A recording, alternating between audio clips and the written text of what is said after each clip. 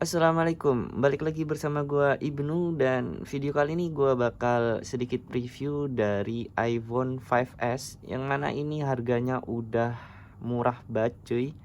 Karena gua dapetin iPhone 5s ini dengan harga 500 ribuan doang. Secara ini produknya Apple cuy, dan ini keluaran tahun 2013 mungkin ya. Itu berarti kalau nggak salah ya sekitar 8 tahunan yang lalu cuy. Dan bisa gua nilai ini harusnya nggak worth it sih. Tapi gua bakal jelasin beberapa hal yang patut lu pertimbangkan untuk beli si iPhone 5s di tahun 2021 ini cuy. Dan ya, sekarang lu bisa lihat dari dashbox-nya ya. Gua bakal comparein dengan dashboardnya iPhone yang seri baru ya. Nah ini gua coba compare dengan dashboardnya iPhone yang lumayan baru ya, walaupun nggak baru-baru amat. Ini kualitasnya sama aja ya, seperti ini ya. Ya walaupun ini dashboardnya bukan dashboard original bawaan, tapi ya kurang lebih seperti itu gitu ya. Dan menurut penilaian gua sih, iPhone nggak merubah tampilan dashboard dari tahun 2013 sampai tahun 2000 berapa ini 18 mungkin 2017. Dan ini cukup cukup menghemat, mungkin ya, menghemat desain dari dashboard dari iPhone ya. Mungkin itu salah satu strategi marketing dari iPhone. Dan bisa lo lihat dashboardnya ini ya kayak gini doang. Ini dashboardnya bukan dashboard bawaan original ya, karena ya gua emang udah kontakan sama si sellernya, ini bukan bawaan dashboardnya, alias bukan original ya, jadi dimaklumin aja. So gue coba buka sekarang ya handphonenya. Gue pilih yang gold, dan ini dia handphonenya. Oke, kita liatin dulu apa aja yang didapat di dalam pembelian yang 500 ribuan doang ini. Dan kalau lu nanya linknya di mana bang, gua nggak bisa nyertain linknya karena gua belinya tuh bukan di all shop, karena gua belinya di COD doang. Jadi ya mohon maaf aja gua nggak bisa nge-share link, tapi gua tetap share link untuk pembelian iPhone 5s ini di online shop. Bisa lu beli di sana, mungkin harganya beda ya, karena ya beda seller dan beda cara juga metode pembeliannya. Dan di sini lu bisa lihat ini nggak mungkin ori. Gua 100% yakin ini nggak mungkin ori cuy, karena ya 500 ribu lu dapat ori ya lumayan. Ini nggak mungkin ori.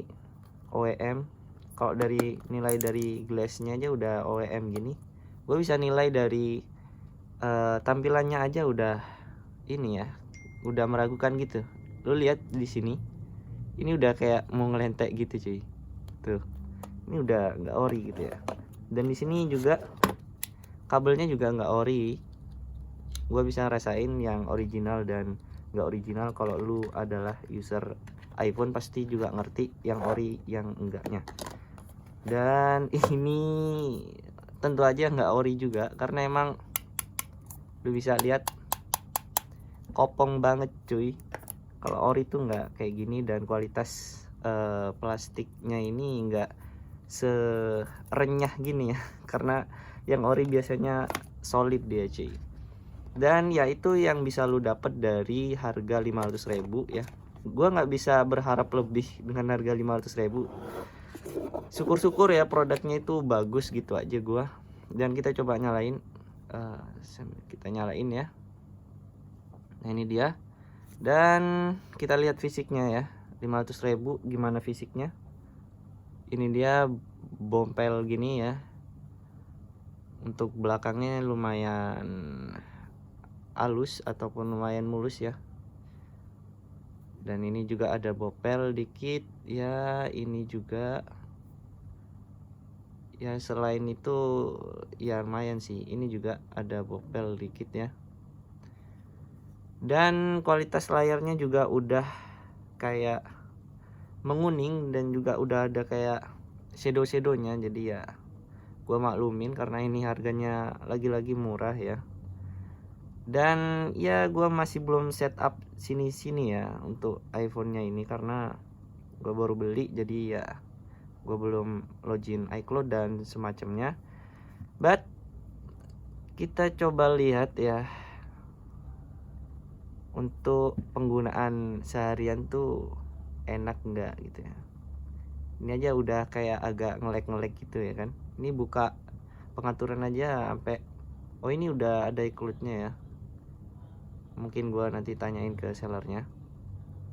Dan kita lihat ya, di sini kita coba lihat. Ini iOS 12.5 dan ini udah yang terakhir kalau nggak salah ya. So penilaian lu tentang iPhone 5s itu gimana di tahun 2021? Kalau penilaian gue pribadi ya, ini penilaian pribadi gue. Ya kalau cuman buat HP kedua atau buat iseng-iseng doang ataupun bernostalgia sih worth it aja menurut gue ya cuy. But kalau buat daily driver menurut gue kurang worth it sih, karena ya lagi-lagi dari sisi baterai itu sangat berpengaruh cuy, karena ini iPhone 5s tuh boros banget cuy. Gua nemuin iPhone dari iPhone 7 ya, 7 plus lah, 7 plus ke atas itu udah mulai hemat baterainya cuy.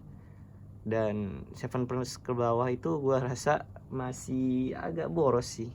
Ya emang iPhone terkenal dengan boros dayanya karena emang baterai iPhone itu kecil-kecil cuy.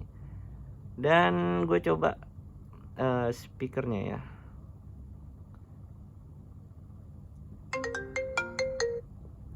Mayan.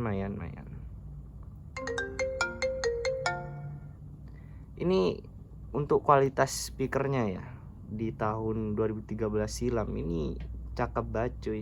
Bahkan HP yang kayak sejutaan sekarang tuh kayak cempreng banget cuy, nggak gimana gitu ya. Kalau lu bisa bedain suara itu pasti kerasa gitu. Kalau iPhone itu mantep banget cuy speakernya. Dan iPhone 5s ini kenapa gua beli, karena dia udah ada fitur Face ID lah, iPhone 10 ke atas ya kan. Itu ada Touch ID-nya ya, itu fingerprint lah kalau di Android ya, fingerprintnya udah include di sini. Jadi enak banget buat lu yang males masukin sandi ya ataupun angka-angka lock screen. Lu bisa pakai Touch ID ini. Dan untuk kualitas kameranya menurut gua sih masih worth it untuk tahun 2021, asalkan di siang hari. Kalaupun malam hari itu masih bagus cuy, cuman dia emang pixelnya rendah, jadi kalau lu zoom itu emang gak sedetail Android sekarang ya.